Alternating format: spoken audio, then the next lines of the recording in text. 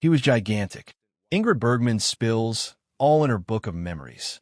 Ingrid Bergman was born on the 29th of August, 1915, in Stockholm, Sweden.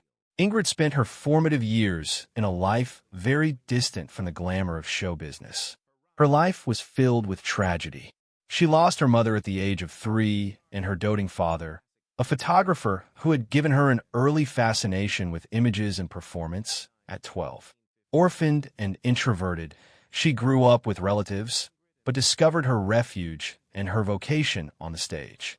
Although she was reserved, Bergman showed right from the beginning an unusual talent for conveying emotion, and she went after acting with a single-minded dedication. She trained at the Grand Stockholm Royal Dramatic Theatre School, which had educated Greta Garbo, a Swedish icon. Her ability quickly separated her from others, and soon enough, she was working in Swedish cinema, where her radiant presence and unself-conscious approach to acting earned critical notice. One of her first breakthrough performances was in the 1936 Swedish film Intermezzo, which would later launch her to world fame when it was remade in Hollywood. In 1939, on the invitation of producer David Elsnick, Bergman traveled to Hollywood to feature in the American version of Intermezzo, a romance film opposite Leslie Howard. With her natural, unpretty looks, soothing accent, and honest acting, she contrasted with the more aestheticized stars of the time. Viewers were entranced, and Ingrid was soon one of the most highly demanded actresses of the early 1940s. Her success came fast and dazzlingly. Within the course of the next several years, she appeared in a series of classic films that demonstrated her scope and emotional range. Some of her greatest performances were as the female lead in Casablanca in 1942, playing Ilsun opposite Humphrey Bogart. The movie has gone on to become one of the most celebrated in film history, and Bergman's performance as a woman being torn between duty and love is at its heart and the reason for its lasting popularity. Her luminous face, particularly in the heart-wrenching moments at Rick's Cafe, is indelibly printed on the minds of film viewers across the globe. Bergman's performances during this time won her universal praise and several Academy Award nominations. In 1944, she received her first Academy Award for Best Actress for her gripping performance in Gaslight, playing a woman progressively driven to think that she is losing her mind. The psychological depth and vulnerability that she infused into the performance revealed her great dramatic talent.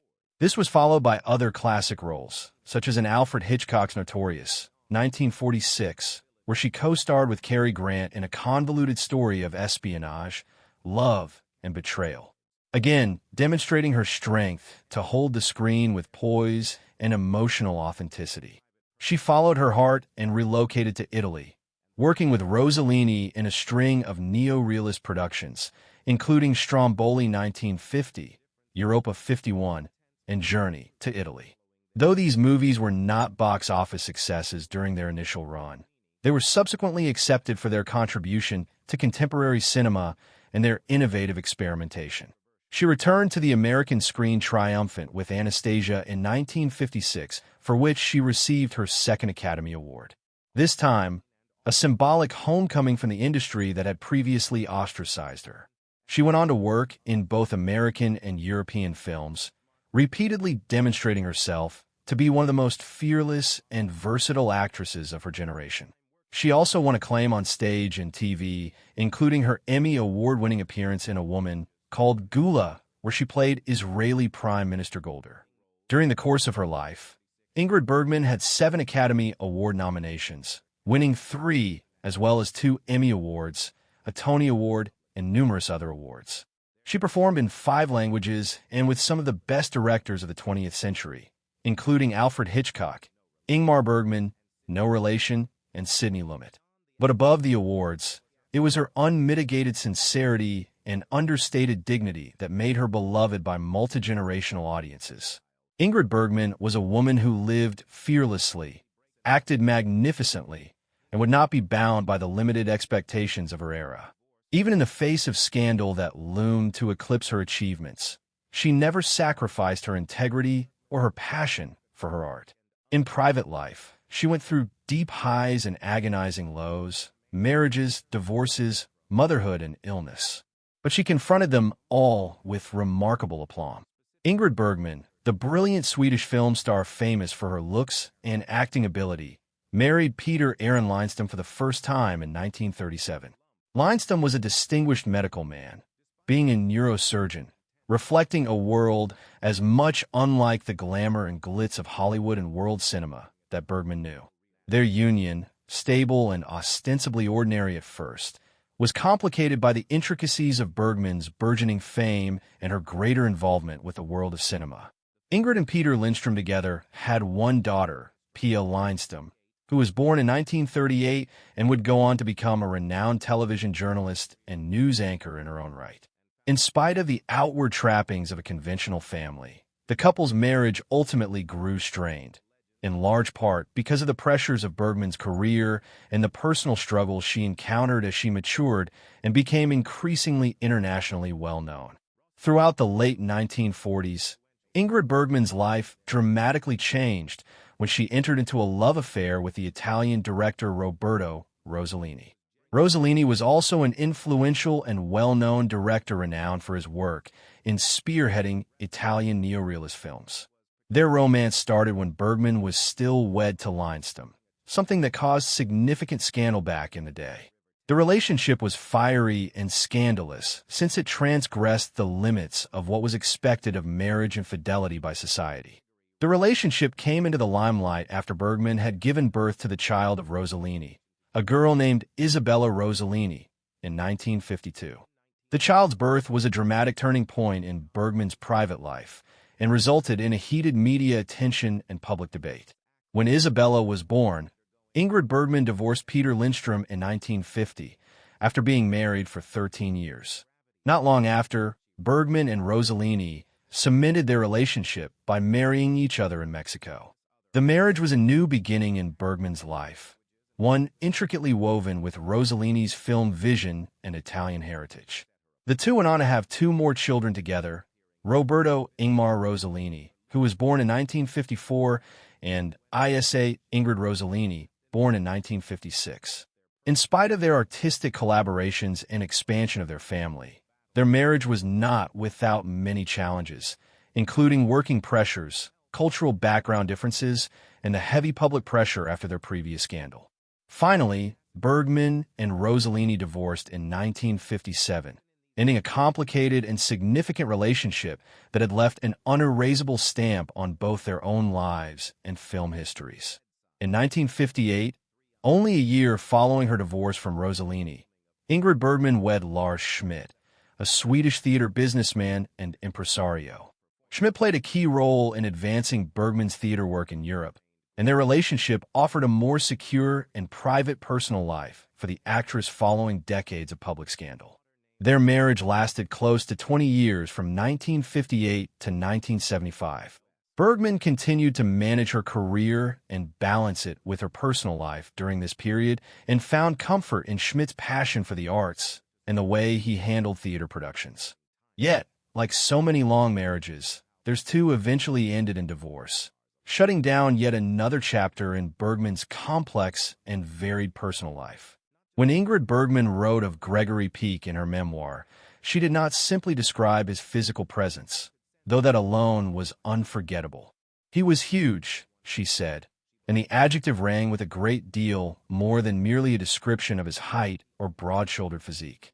It was a declaration rich in awe, admiration, and something verging on the confessional, as if remembering a figure who had once overwhelmed her.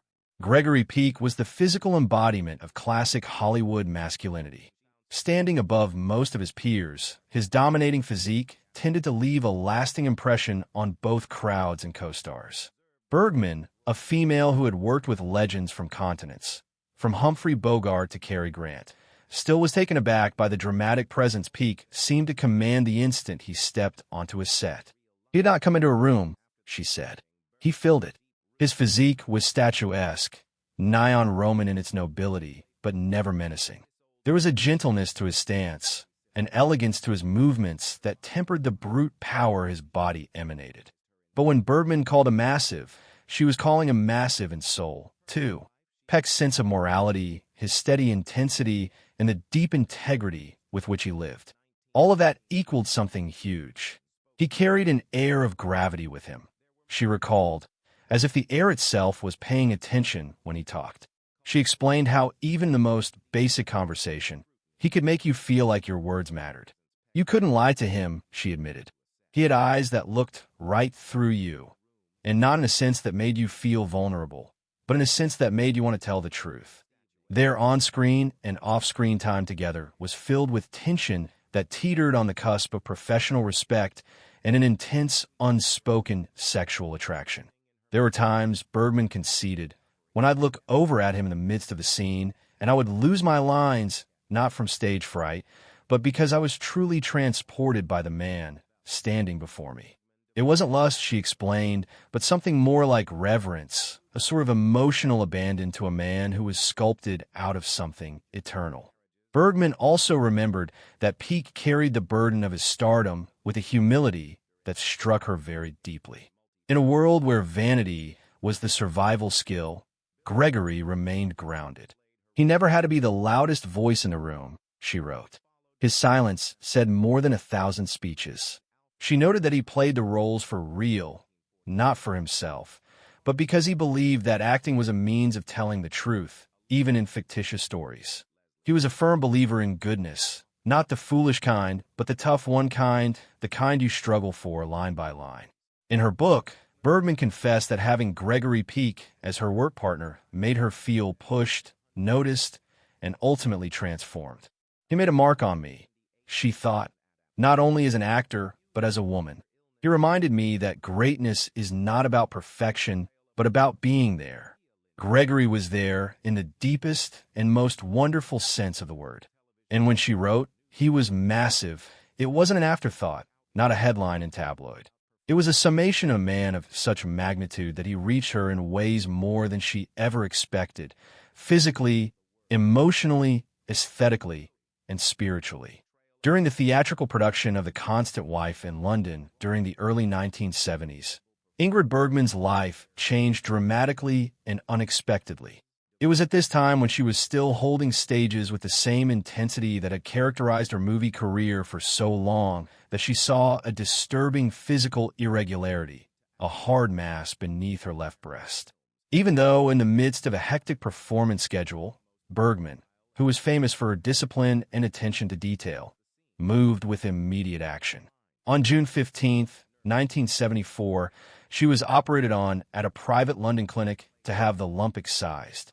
Although the operation was kept somewhat low-key, it was the start of a painful and protracted struggle with breast cancer, one that she determined to combat with dignity, courage, and an unflinching dedication to her work. The cancer was not yet finished with her.